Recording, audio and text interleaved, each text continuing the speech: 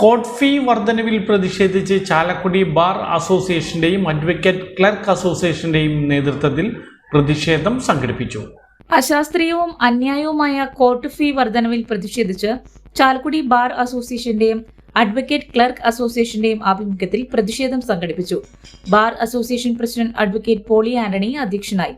Advocate Wilson Vadassery, advocate Clemens Thottappally, advocate M D Shaju, Kerala lawyers clerk association president P G Rajeev, Kerala advocates clerk association president E T Basheer എന്നിവർ സംസാരിച്ചു.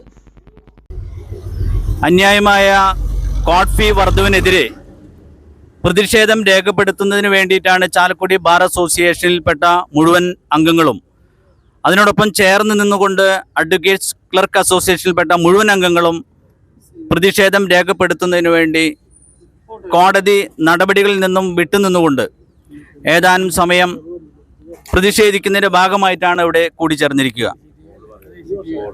നമുക്കെല്ലാവർക്കും അറിയാം, court ഫീ വർധനവ് എന്ന് പറഞ്ഞാൽ ന്യായമായിട്ടുള്ള വർധനവാണ് കാര്യത്തിൽ യാതൊരാൾക്കും സംശയലേശമന്യേ അറിയാവുന്നൊരു കാര്യമാണ്.